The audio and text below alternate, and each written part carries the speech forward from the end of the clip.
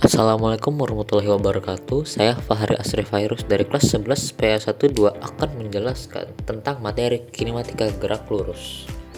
Oke, kita lanjut ke slide yang pertama. Terdapat digambarkan gerak. Gerak adalah keadaan di mana suatu benda berubah kedudukan atau posisinya terhadap titik acuan dan gerak lurus. Secara garis besar dibagi menjadi gerak lurus beraturan GLB dan gerak lurus beraturan atau kita sebut sebagai GLBB.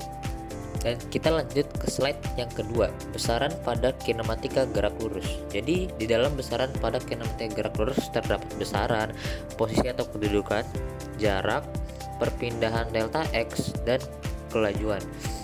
Yang pertama saya akan menjelaskan besaran.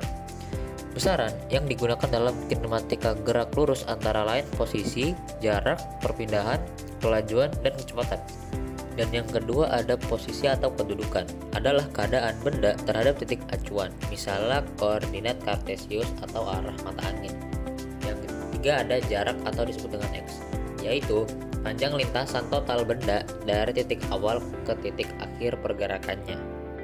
Kita lanjutkan ke perpindahan atau delta X, yaitu panjang perubahan posisi benda dari titik awal ke titik akhir pergerakannya. Rumusnya dijelaskan dengan delta X sama dengan X2 dikurang dengan X1. X2 dinyatakan sebagai posisi akhir dan X1 dinyatakan sebagai posisi awal. Dan yang terakhir adalah kelajuan atau V, yaitu jarak yang ditempuh persatuan waktu dilambangkan dengan rumus V sama dengan X dibagi T. X adalah jarak yang dilambangkan dengan M adalah meter, dan T adalah waktu yang dilambangkan dengan huruf S. Oke, kita lanjut ke slide berikutnya, ada gerak lurus beraturan atau kita sebut sebagai GLB.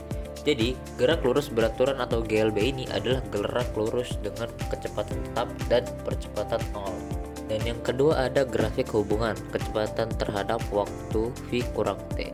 Dapat kita lihat gambar di slide ya guys. Dan itu ada rumus S sama dengan V dikali T. S adalah jarak yang dilambangkan dengan huruf M yaitu meter, V itu adalah kecepatan, dan T adalah waktu.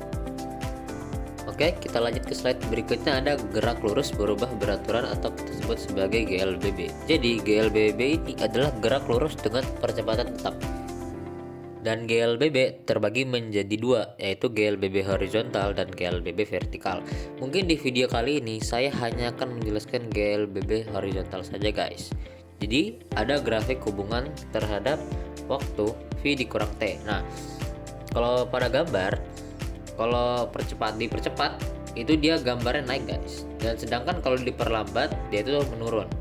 Nah, untuk gerak horizontal adalah gerak benda yang terjadi pada bidang atau secara mendatar atau disebut horizontal. Oke, jadi untuk slide terakhir ini ada rumus-rumus GLBB di bidang horizontal. Yang pertama ada VT. VT sama dengan V0 ditambah A dikali T. Dan VT ini adalah kecepatan akhir dalam menggunakan meter per second. V0 adalah kecepatan awal dan A ini adalah percepatan dan T adalah waktu. Dan rumus kedua ada S. S sama dengan S ini adalah jarak guys. Jadi jarak sama dengan V0 dikali T ditambah setengah dikali A dikali T kuadrat. Dan untuk yang terakhir ada VT kuadrat. Jadi kecepatan akhirnya dipangkatkan 2 dikurang V0 yaitu kecepatan awal juga dipangkatkan 2 sama dengan 2 dikali AS.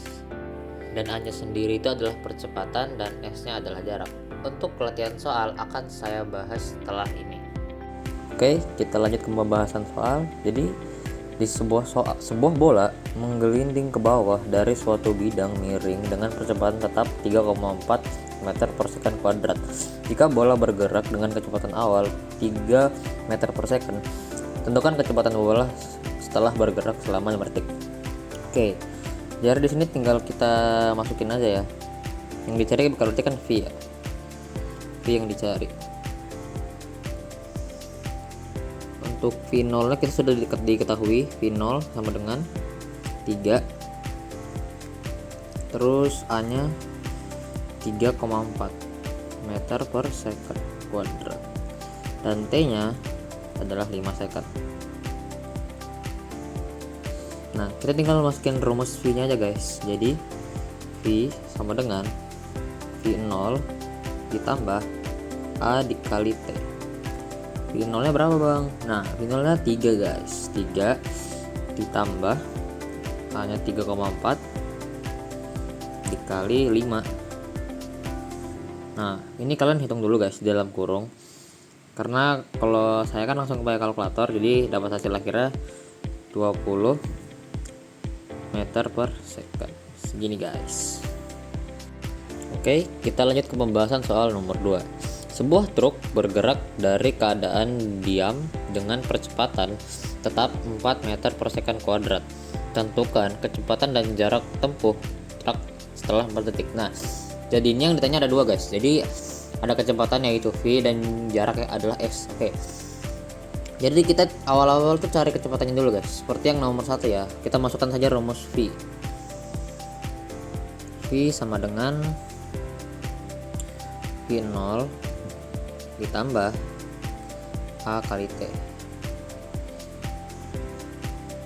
Bang, tapi V0 nya kan di soal nggak dikasih tahu bang. Nah, karena nggak dikasih tahu, V0 nya kita tulis 0 aja guys. Ini berlaku di semua soal yang V0 nya tidak diketahui ya. Nah, baru kita masukin A sama T. A nya 4, T nya juga 4. Langsung deh ketemu jawabannya, 16 meter per second. Ini untuk kecepatan. Nah kan yang ditanya 2 guys, ada sama jarak yang ditempuh. Jarak yang ditempuh udah saya jelasin ya di slide sebelum ini. Jadi S sama dengan V0 kali T ditambah setengah dikali A T kuadrat. Nah tinggal masukin lagi 0 dikali 4 ditambah setengah dikali 4 dikali 4 kuadrat. Ini kan 0 guys, udah pasti 0. Ini tinggal tembak dor 2 kali 16 sama dengan 32 meter. Ini guys. Oke, kita lanjut ke pembahasan soal yang terakhir yaitu nomor 3. Sebuah pesawat terbang bergerak dengan percepatan tetap 2,5 meter per second kuadrat. Pesawat tersebut membutuhkan kecepatan 60 meter per second agar dapat lepas landas. Tentukan panjang landasan agar pesawat dapat lepas landas. Oke, jadi ini yang ditanya ini S-nya ya guys, S tanda tanya. Nah yang diketahui V-nya berapa? V-nya itu 60, udahnya tertulis 60. Terus ada V0. Nah V0 kan gak diketahui lagi nih ya, terus 0 lagi 0. Nah untuk A nya itu 2,5.